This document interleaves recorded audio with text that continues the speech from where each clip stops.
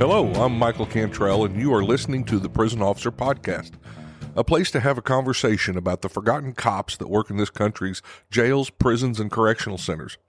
A place for me to try to make sense of a career spent working inside the fence with some of the greatest people that nobody sees or recognizes for the important job they do to keep this world safe. If you love this podcast, hit the follow button, or better yet, share with your family, friends, or coworkers. Hello, and welcome back to the Prison Officer Podcast. You know, 2025 has been a busy year. I've had the opportunity to speak all over the country, from Boston, Massachusetts, Lansing, Michigan, Bismarck, North Dakota, to Ruidoso, New Mexico. And so I've got to get out. I've got to meet lots of people from corrections and interact and see what's going on in our world. And I'm happy to report that I meet a lot of great people. I'm very excited about the level of commitment that I see in the classes and that I see when I meet people, and the number of people I see out there that are trying to make this career better, that are trying to make this profession more respected in the public eye. So that's the really good thing, you know. I've got to travel around. I've been to several conferences this year. I've, of course, taught pepperball classes. I've taught command presence classes. And, of course, this has been a big year for me personally as an author. So I've got to go and do several book signings and launched a couple of books this year. So that has been great. That's been exciting. That's been a goal of mine since I was young. So I really am happy about that things are moving on with that. But you know, honestly, I think 2026 is going to be even better than 2025, and 2025 was great. On March 28th next year, that'll be the 5th anniversary of the Prison Officer Podcast, and I just want to say thank you. I couldn't have done it without you. I never expected it to become as big as it has, and I'm very grateful for the people that tune in and listen. But I also want to stop and take a minute because I'm grateful for Pepperball. You know, not only I get to be a master instructor for them, but I want to thank them. Without them and their sponsorship, this podcast probably wouldn't be possible at the level it is. You know, during my career in corrections, I used or supervised Pepperball hundreds of times. And now as a master instructor, I get to go out and teach others about the versatility and effectiveness of the Pepperball system. From cell extractions to disturbances on the rec yard, Pepperball is the first option, the first thing I reach in my correctional toolbox and bring out.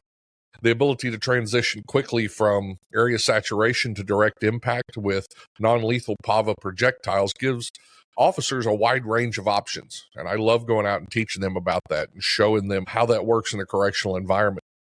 And you know, when the use of force is over, decontamination is easy. No oily residue on the walls or floors. Another thing I love about Pepperball. To learn more about Pepperball, go ahead and go visit them at www.pepperball.com. Pepperball is the safer option first. What's 2026 going to be like around here? Well, I can't talk about it, but I have a special project that you're going to be very excited about when I can. I'll be announcing that sometime in the second half of 2026. It's something I've been working on this year, and I can't wait to share it with you guys, but I can't do that right now. Some of the stuff I can share with you. One thing, I've been working hard in the last couple of weeks, and I will be releasing 2 books early next year. One of them, of course, is corrections oriented, and it's a book I've been working on for a long time. You may have heard me, if you were at the book launch for Power Skills, I read a little bit of it, but it's called The Weight of Justice, and it's leadership lessons from the gray line, a correctional officer's journey. And that book covers most of my career, from walking into this career blind, or what I saw, you know, the same as what you guys see, working in some of these prisons, the good, the bad, I guess the ugly. So I cover all that, and then I bring the leadership lessons that I did learn over a career. I do believe I became a better correctional officer and absolutely a better leader and hopefully a better instructor over that time. So I share a lot of that in there, and I'm really looking forward to getting this out there. It's in the editing process right now, so I'm thinking a couple of months, and we'll have it out there, and I'll let you guys know. Another book that isn't about corrections, but it's just as important to me, is called Echoes of the Ozarks. It's a family legacy of timber, words, and art. I have a great uncle who built a cabin in the Ozarks when they came here from Tennessee. That cabin is still there. It's part of the Mark Twain National Forest. It's called the Falling Springs Mill. So if you go there, you can see the mill that my family built. You can also see the cabin.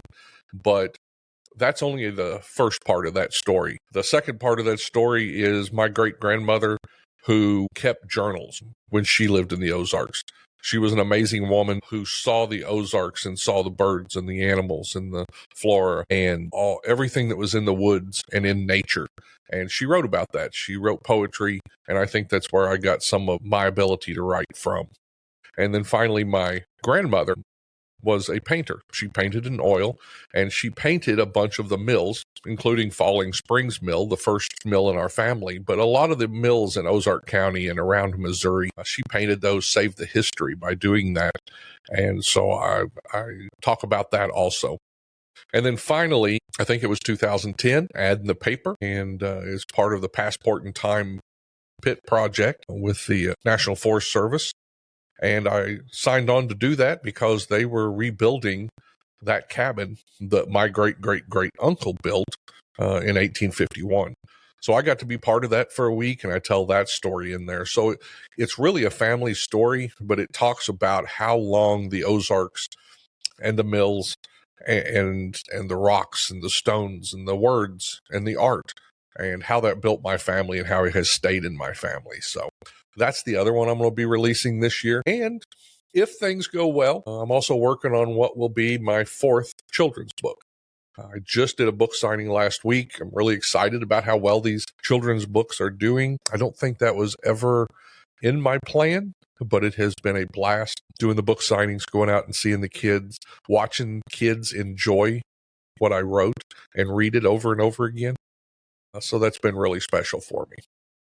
Now, I don't do this very often, but I am going to take just a minute, and I'm going to ask you to do a few things to help me keep this podcast going. And before you get scared, not everything involves money. If you would like to donate to keep the podcast going, you can, of course, go to www.theprisonofficer.com or go to the YouTube channel for theprisonofficer.com, and you can follow the links to Buy Me a Cup of Coffee. And it gives you some options there where you can take a few dollars and give it to the podcast, Buy Me a Cup of Coffee, and show your support. So if you'd like to, that's a great way to do it. Second, on YouTube, if you would click subscribe or like, we're getting close to 500. I'd really like to get that goal because that goal helps us helps us monetize the channel and move up on the ratings. And so we've got that goal for the podcast. So if you could subscribe or like when you're listening to our podcast, I would really appreciate it. And if you listen to Spotify, Apple Podcasts, Amazon Music, or any other platform, clicking like or subscribe does make a big difference. It makes a difference in where we're seen in the lists. And then finally, if you've purchased one of my books, please take a moment and leave a rating or review on Amazon. I'm not telling you it has to be a 5-star rating. Tell me the truth. My feelings are okay. I was a correctional officer for many years, so you're not going to hurt my feelings. But leave me an honest review. Those reviews mean a lot to a published author, especially a self-published author. We have to do a lot of that work ourselves, and those ratings directly affect how much Amazon promotes our books, when you see it in ads, when other people see it in ads. So if you can go and leave us a rating, if you've bought one of my books, any of them, the children's books, Power Skills, Keys to Your Career, any of those books, if you would leave us a rating, that would be wonderful. So thanks for being patient with that. I really do appreciate it. I appreciate everything you guys do for the podcast. I appreciate the emails. I appreciate the notes on LinkedIn and Facebook, and I appreciate the interaction that I get to have with you guys. So now, as I looked back over the year, I realized that we had an incredible lineup of guests this year. When I started this podcast, I never imagined that I would get to speak with some of the people that I spoke with this year, or that I would get to learn at a level. I know you guys learn from this. I know you love hearing from the leaders, but I started off doing this so that I could learn. So I could learn from people who had done it, leaders, directors, wardens, great instructors. Those are the people I wanted to engage and learn how to make what I did better. And so I've put together some of our best conversations from this year. No, I didn't get to everyone, but the links, I'm going to go ahead and put links in the show notes in case you missed one of the episodes this year. You can go to the show notes and you can click a link there in case you missed one of them. But I did highlight a few here. So let's start with Greg Williams and Brian Marren from Arcadia Cognerati. That always takes me just a minute. They are the premier instructors worldwide when it comes to human behavior, pattern recognition, and analysis. I love listening to them talk. So much of what they teach has to do with corrections and what we do, and they help us put a name to a lot of the instinct, that what we call it instinct, but it's not. It is human behavior pattern recognition. And so I had them on the podcast. They were on podcast number 100. These guys have literally wrote the book on this subject. And so let's listen to what they have to say. I'll say his name because everybody knows him. Old Smitty. I got old Smitty that said, don't touch the radio. Don't touch the car keys, and don't wake me up. And that was it. You know what I'm saying? It's like, okay. So we sat behind the fire station, and I watched the stars go by because I was like, man, there's all those wonderful radio runs. Can I be out there? Nope, because I was with the wrong guy. But what your guy told you is a scientific principle, and I want you to think about that. Don't watch the watcher. So let's just talk about that one thing that he said, Michael. Okay, so your brain is set up with your eyes giving you a visual field of your environment. Okay, your eyes have a 6-degree or an 11-degree functional field of view, boy or girl. And when you scan your environment, you're looking for light, motion, and edges, things to attend to, right back to attention. So that person that's watching is a lookout. So what you do is you draw a T, okay, making the T go across his shoulders and down from his head and orient what he's likely looking at. Now you draw your 6 or 11 degrees out from that, looking from overhead, and you go, okay, he's watching out for the guards. He's watching out for the other gang. He's watching out for the person delivering whatever, okay? So who's watching the watcher? Who's paying attention to that person, and what's going on where he's not oriented to? Because that's where the people are hiding in plain sight. That's where they're building the shiv. That's where they're hiding the bootleg liquor or the drugs. And so what we do is exactly the same thing that you do. We just do it in a different baseline, in a different environment. So our baseline can change anywhere. It can be in a room, like an interview room. It can be in a factory. It can be in a vehicle bay. It can be out in the rest of the world or on an airplane. Well, that's no different from you. You've got people that are in charge of transferring prisoners to court, back and forth to different prisons, in and out of a jail cell to, for example, the infirmary. And what happens is each time you go from one threshold to the next, you have to recalibrate your brain and go, okay, now I'm on the floor. Now I'm in general population. Now I'm coming into an office setting. Because if you don't, what's happening is you're not preparing your brain for likelihood, those things that likely could occur. And that's just being alert and aware. But your whole body is fighting that. Your whole body is saying, go lay down, have more food, go to sleep. You hear that alarm? Don't worry, it'll go away soon. So to be that good person, to be at the top of your game, you have to fight what's hundreds of thousands, if not millions of years of the sedentary mindset that you're in, and embrace what all humans have been given, and that's the ability to alert to certain cues in your environment. So Brian gave you one. We're wired to look at other people and feel their emotion through our mirror neurons, okay? Which means that if you're happy, I'll be happy. If I want you to be happy, I should be happy, and you'll be happy too. Okay, that's great. But you know, the other side of that same coin is danger. We've been given the innate ability to sense danger in our environment, and we talk it away. We say, oh, the hair on the back of my head stood up.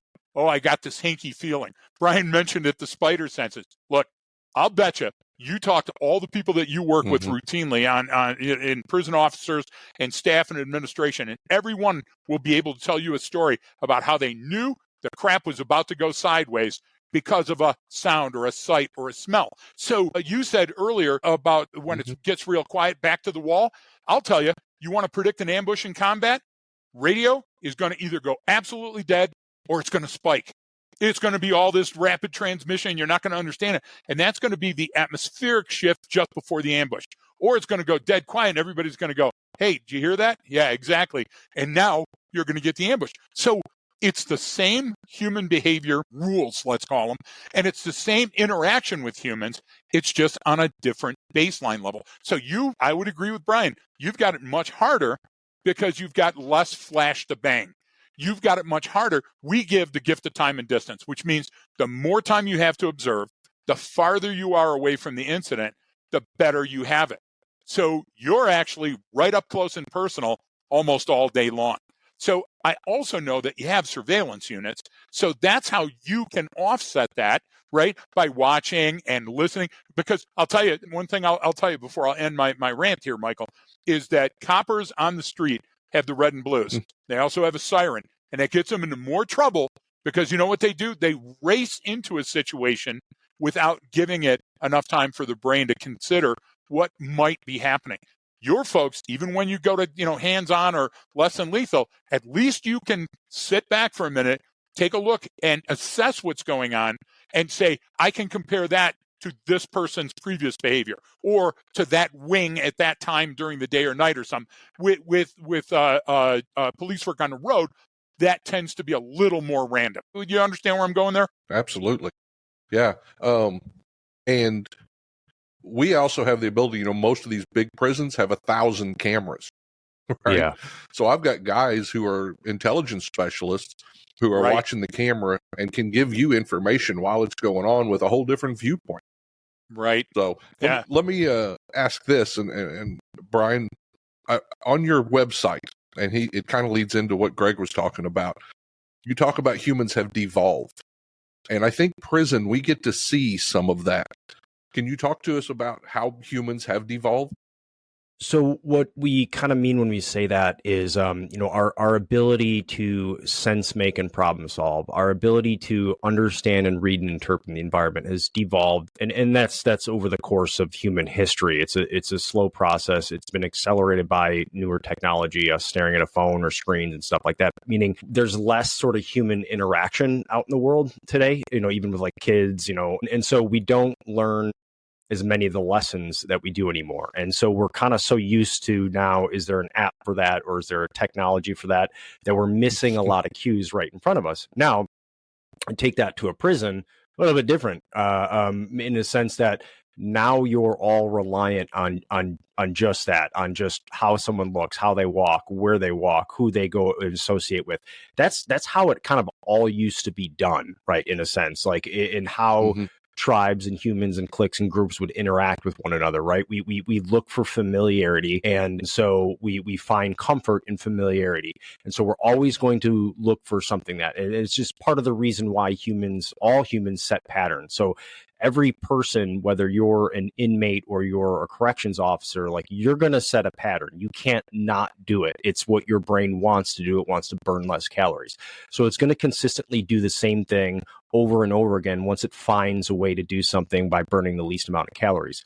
So what we look for is like, okay, you're going to set, that's just baseline behavior. And then you kind of, if there's deviations from that, there has to be a reason. There's some catalyst that caused you to do something different today. No one just randomly goes about their day and their business, like, unless there's like, mental health or drugs or something involved, meaning we all set those patterns.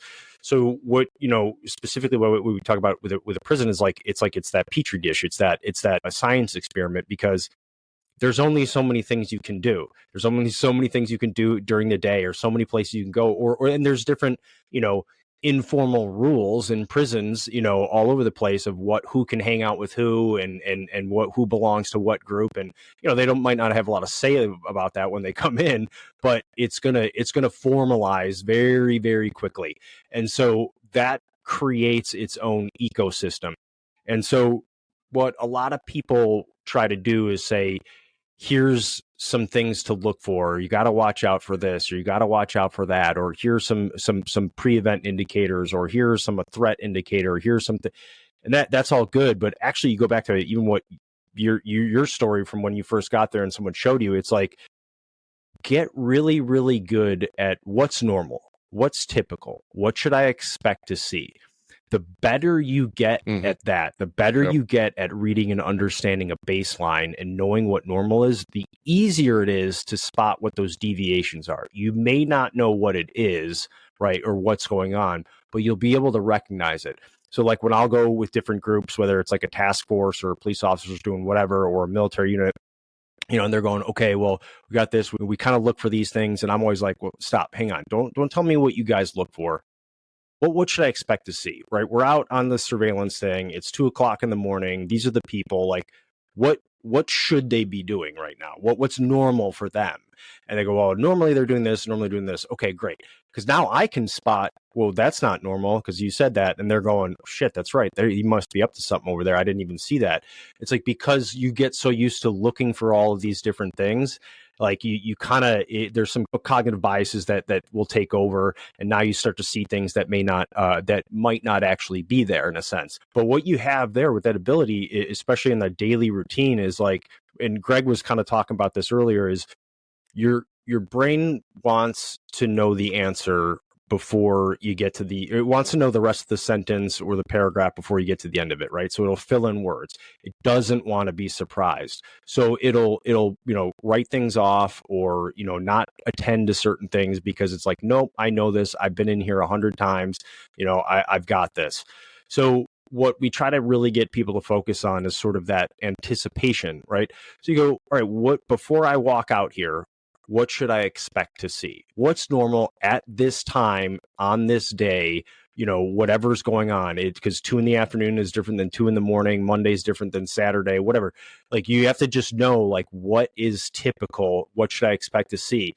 And then once I place myself in the environment, the things that aren't typical, they're going to just pop out to me right away. And now I can start to determine, okay, well, why is that? And I can start to sense make a little bit and try to put things together and go, oh, shit, this is now escalating. That person never sits with that group. Hang on, they should be over there. And you know what? Wow, now that guy, he never stands over there. He's always over there with that group. Okay, I'll stop right now. Now we have something before it escalates into whatever's coming next. Wasn't that great? Yeah, absolutely. I was also thrilled to have Myles Cook on the podcast. Now, Myles and I work together at Command Presence Training. I love listening to him instruct. I'm a huge fan of his classes and the way he reframes problems to turn them into challenges. I've learned a ton from Myles. So I had him on here. Myles is the training coordinator at Walters State Regional Law Enforcement Training Academy. He's a member of the Tennessee Corrections Institute Board, TCI, which does amazing stuff for Tennessee. And he's also a competitive shooter. So this guy lives and breathes training. In this conversation, we're going to talk about what he learned in corrections that helped shape the rest of his career. Thank you, Myles. When I got there, I was fit.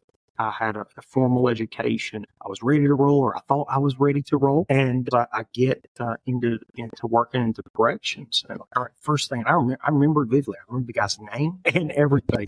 It's all right. We're gonna search this guy out before he goes upstairs. The whole squat and cough, and that whole kind of thing. He was about 6'6", gangly, and been stabbed in the throat, had some metal in there. And I got very nervous, and I figured out very quickly the skills that I was missing in talking to people. And it was a real awakening moment for me in corrections, and then into my patrol and law enforcement career. That I was not as ready as I thought I was.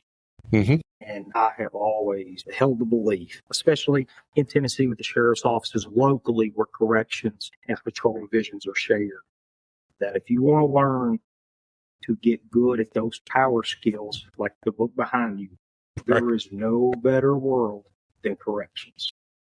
Absolutely. And so I know for us, and in some ways in my instructor development, that's what you're going to develop the problem. Then we're going to work on a problem statement, right? I don't care. I don't care if the problem is I want my line of shooters to be faster at firing their handgun, or I've got a cultural problem, or how do I get the older people in my agency to get excited about training, or I'm burnt out and I'm ready to quit. How do I fix it? I don't care what the problem is, right? It's not mine, it's yours. Right. So I just want to kind of help you look at it different, or see if we can find an answer. And we were able to do that. And I do think taking obviously what they need into account is important. I know for that instructor development, and I'm sure you set through a ton of them. I know I have a lot of times, the end is a 5-minute presentation on whatever you pick, and it's, how to apply a target, or, maybe something with pepper ball, right? And so you kind of deliver that for for us in our instructor development class, when you sit through the leadership and you sit through the problem solving and you sit through the verbal and nonverbal communication, we have some really killer exercises for that. They're just amazing. And you sit through all these things, what you're working toward is actually solving the problem. Then you go through a day of trying to solve the problem. And then your exercise at the end is a 15 to 20 minute presentation on how, based on adult learning, based on all the things we went through, how you plan to fix that problem. And so what you leave with is a packaged 15-minute pitch to your administration on how to actually fix the problem. Nice. So it's worked really well for us. But, I don't think it's just training. I think there's some good examples. Like in the law enforcement world, we want to reduce foot pursuits. That sounds great. I would ask you, is that the actual terminal objective? Well, the actual real objective is probably to reduce the liability associated with foot pursuits. That's gonna end up in a different answer.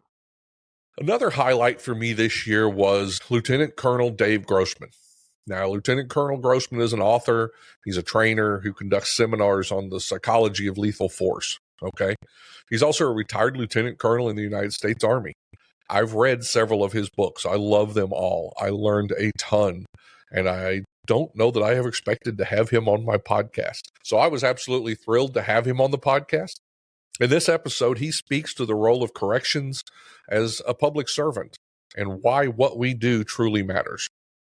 Have you ever heard if you truly love something, let it go. If it comes back, it's really yours. Yep. That's how much God loves us. He loves us enough to let us make our own decision. That means a lot of people make really bad decisions, and a lot of really bad things happen. When we say, God, why don't you do something? He said, I did. I sent you. You are his agent. You are truly God's agent to do good in this world, to give people a second chance, to carry people off the streets. You are truly a public servant. Yeah. And I talk in my presentations about the opposite of evil. What's the opposite of evil? The opposite of evil is love. Evil's absence of love, just as darkness absence of light. And Jesus said, greater love is no one than this, that they lay down their life for their friends. But listen, here's the key. There are many ways to lay down your life. There are many ways to lay down your life.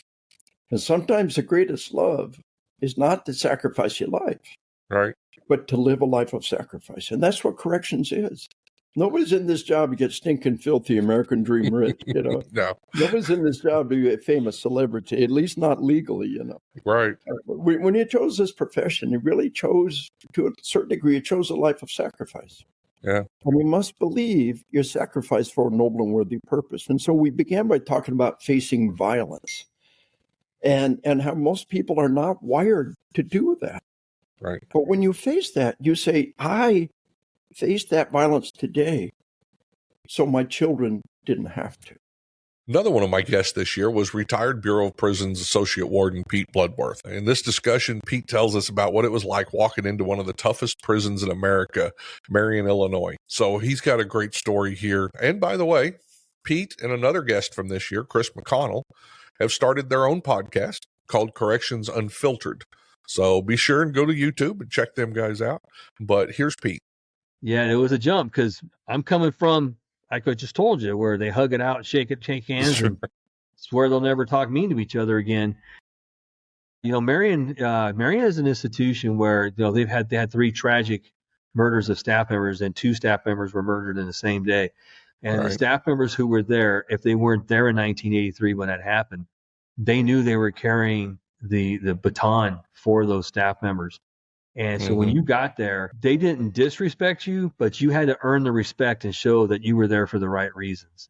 Right. And only until you prove that would they embrace you with caution, because you came in as a leader and they knew that you could come in and disrupt a lot of things. And it wasn't anything other than the fact that you had to believe that you were there to safeguard not only them, but the BOP, because that's where the top tier of bad guys were at. All right. Unlike the ADX, it still had the open bar concept. It still had the old locks where you had to select the doors and pull the levers. It wasn't push button and stuff like that. You didn't have sally ports at every cell to protect you from when they came out of the cell to a cuff port. It was you're right there with them. So if they didn't like you, things came flying your way. And that was brought to me one of my first nights there. They called me down to segregation and said they had a guy who was a little upset. Can you come talk to him? I get there and I'm like, what's going on? They said, well, he's down that way. And I like cell 17 of 18. So I walked past all these open bars to get down to the cell. And there was a guy, and I had seen rage before, but not like this. And when he threw his radio at me, and it was a good size, it was a wood box radio. And that thing disintegrated and just came flying by me, and he let me know that he was going to kill me. There was no doubt whatsoever in my mind he could make that happen right there. Yeah. And I realized, I'm in a whole different place now. Okay. And finally, one of my favorite guests this year was Jimmy Cummings. Now, Jimmy spent a lifetime working in corrections with the United States Marine Corps, and he has the stories to prove it. What you're about to hear is one of those stories, and it also became a viral hit for the podcast. So I hope you enjoy it. Bad luck. And then he had another inmate, because we had the two prisons. So this one inmate gets out through the mess deck, and he jumps in a dipsty dumpster. You know what dipsty dumpster is? The dipsty dumpster is those big metal things that they throw garbage in and everything. Big, enormous garbage can, with thick metal and stuff. And they have to use a special dump truck that comes down. It's got like a forklift, and it lifts the dipsty dumpster up and dumps it into the garbage truck. So this inmate, he gets in the dipsty dumpster because he knows the guy's gonna come. He's in the dipsty dumpster, so the garbage truck comes in, it puts the forks in, lifts it up, dumps it in there, and now the guy that's driving the garbage truck, he pushes the button to compress it. Now this guy's in the back there, right? And he's compressing. He's lucky he didn't compress it all the way, but he's crushed in there with all the garbage. So he leaves the gate, the compound, but what does he do? The garbage truck goes to the other brig, pulls into the compound. By the time this inmate works his way through the garbage to get out, he jumps out and he starts running to find out that he's in the compound of the other prison. It's a lifetime of stories there. Oh, there's well, you too. You got some stories. Well, that's it for this year, folks. I hope you enjoyed it. I wish each and every one of you a Merry Christmas and a happy, healthy, and prosperous New Year. I know several of you are going to work those holidays, and I appreciate the fact that you're there. Be safe. Watch out for each other. And most of all, just the reason we have this podcast, I want you to remember that what you do and how you do it matters every day. If you enjoy these podcasts, the best way to support the Prisoner Officer Podcast is to share these episodes with your friends or family on social media. Let me invite you to visit www.theprisonofficer.com. If you haven't already, check out the Prison Officer Podcast on Facebook and click that little follow button. Or leave us a message, or better yet, leave us a review. And if you're listening to us on Apple Podcast, Google, or Spotify, please click the subscribe button. Until next time, I'm Mike Cantrell. Watch your back, and please take care of each other out there behind those walls.